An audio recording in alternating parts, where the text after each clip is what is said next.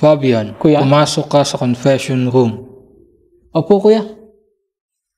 Kaya yun. Ano kaya yun? Kuya? Kuya? Nandito na po ako.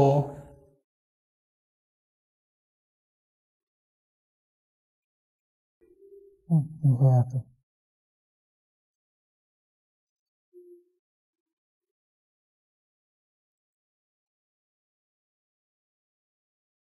Nakikita mo ba yung nasa harapan mo? Opo, mga damit ko po at saka isang maleta. Nakakating sa akin na pinapalayas ka na ng mga chismosa mong tita. Oo nga po, kuya eh. Bibigyan kita ng panahon para mag-impake.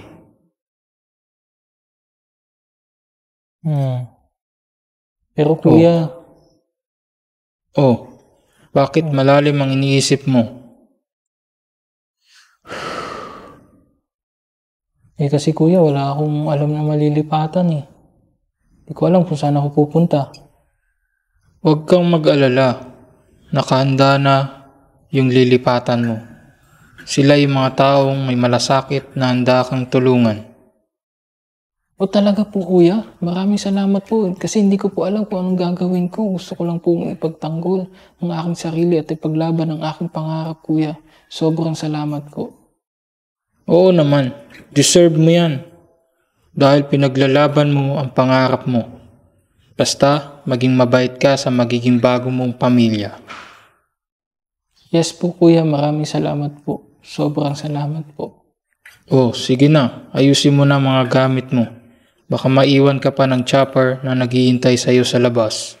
Mag-iimpake na po ako kuya no. Sige po. So, ito ang aking mga pantalon.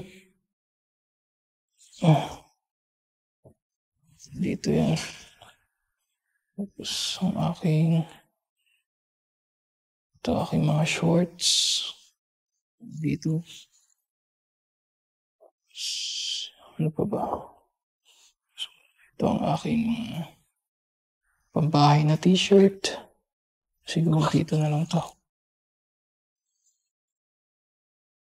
Itong short na pambahay. Another t-shirt. Ito mga polo. Pangpasok sa trabaho. Tapos ito t-shirt ulit. Pwede panlakad. Tapos ito long sleeve. Polo din yan. Dito na lang siguro ito sa kabila. Di kasya. Yan, para magkasya. Dito, yan. Baba ko na lang ito. Ayan. Ito, tapos ito. Tuwalya.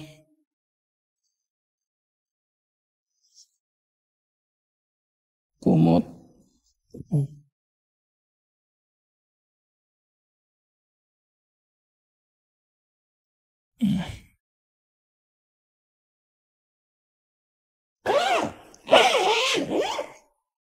Tapos ito, mga panyo ko. Dahil mainit ang panahon dito sa Pilipinas, kailangan natin ng panyo, pangpunas ng pawis.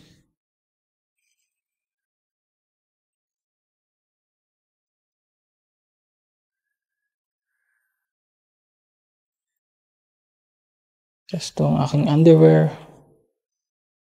Yun na rin natin dyan. Aking mga medyas. Saan natin ito lagay?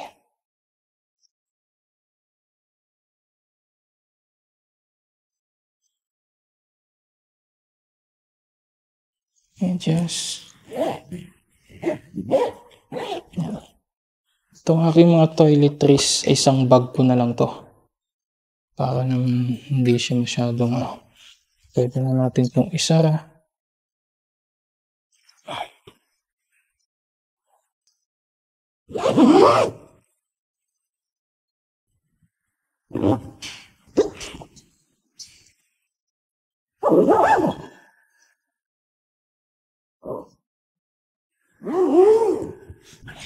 Kuya, okay na po ako, kuya. Ayos ko na po yung dadalhin ko. Ito, sa isang bag po na lang po. So, aalis na po talaga ako, kuya. Sobrang salamat po sa tulong nyo.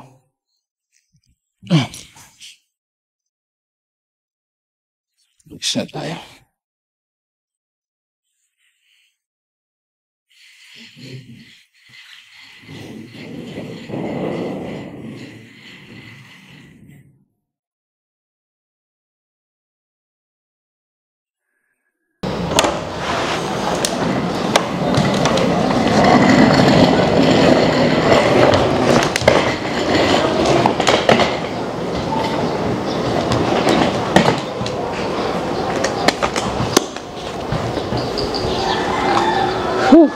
Babay na. 10 taon din ako dito sa bahay na to. I'm very thankful. Nakakalungkot lang kasi hahantong tayo sa ganito. This is a challenge. Pagpapatuloy natin ang laban ng hamon ng buhay.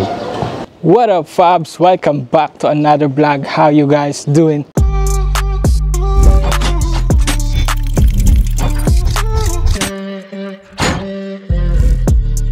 Eto na. Ito na yung gusto nyo. Ito na yung gusto ng mga chismosa kong tita. Aalis na tayo dito sa Parañaque. This is my last minute in Parañaque. Tatawag tayo ngayon ng tricycle para ihatid tayo doon sa kabilang terminal at sasakay ulit tayo ng tricycle para lumabas doon sa highway at sasakay tayo ng taxi papuntang PITX. Then pagdating natin sa PITX, sasakay tayo ng bus papunta naman ng SM Fairview. So yan, lalakad tayo, tatawag lang tayo ng tricycle. Biyahe, boss. Padaan lang sa bahay, boss. Palabas ng palabas ng Daang Batang. Padaan lang ng hindi, padaan lang muna sa bahay. Boss, papadot lang. Ng Daang Batang. Kukunin lang yung maleta. Marami ba kayo basta? Ako lang, boss, at saka isang lola ko. Sige. Malalay na lang sa harap to. Wala na, malalim na yung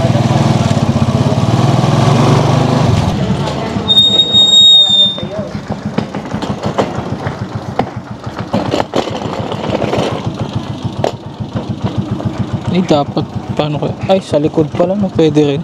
Sa likod na lang pala yung lola ko.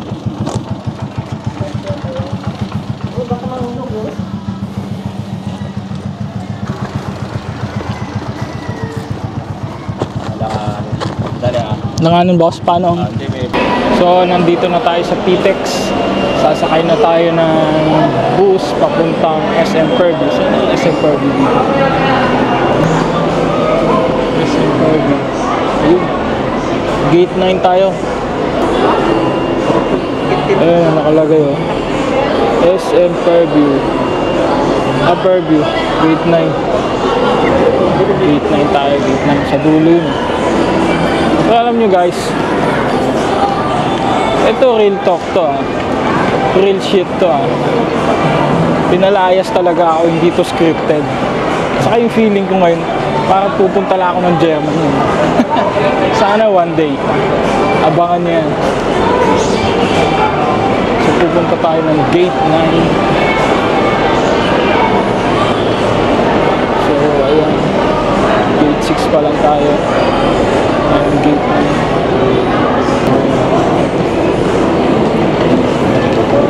Ito pala yung feeling na pinapalayas ka, no? Well, gusto nila yan pagbigyan natin, pero di tayo susuko. Papatunayan natin sa kanila.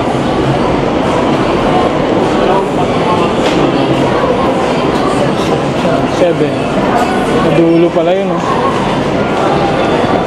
Dulo.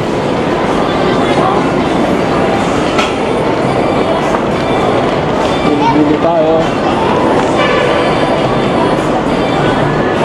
Gate 8 na.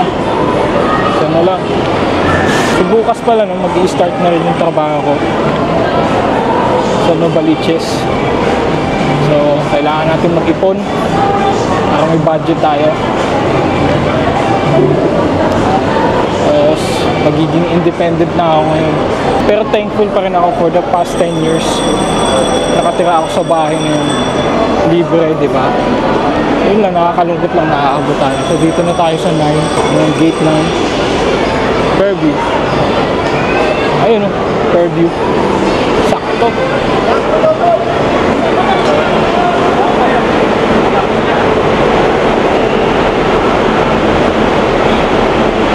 Doktor dito. Boss! So, pinasakay na lang ako ni Kuya. So, dito na lang natin nilagay yung maleta natin sa likod para hindi makasagabal. So, ayun yung maleta ko. Para hindi siya nakasagabal. Ayun na yung babiyahin natin. EITX to Fairview. Pagdating ng Fairview, sasakay pa tayo ng Grab hanggang dun sa secret location na pagtutuluyan ko. So, ayan. Akalain mo nagawa ko ng content to. So, akalain na aabot tayo sa ganito, men. Yung sa iba scripted, putik ito. True to life experience to. Pinalayas ko baga naman. Ikaw na ginawa ng kwento, ikaw pa yung pinalayas, di ba? Sa 10 taon na yun, ang dami kong ginawa sa bahay na yun, pero hanggang doon na lang. Move on na tayo. This is my last vlog about this family issue na to. Move forward na tayo sa hamon ng buhay. So, dito na tayo ngayon sa SM Fairview. Magbubuk na ako ng Grab ngayon. Dito lang tayo sa gilid ng footbridge kasi kung tatawid pa tayo, bubuhati ko yung maleta ko. Kaya try ko dito kung meron ng ano dito. Meron na dito Grab. So, nandito na tayo ngayon sa Grab. Sakay na tayo, papunta na tayo doon sa ating location. So, ayan. Paalam na Paranaque. Taga Novaliches na tayo ngayon. So, that's it for today. If you're feeling what I'm saying, keep your head up. If you need someone to talk to, hit my line. See you guys in another vlog.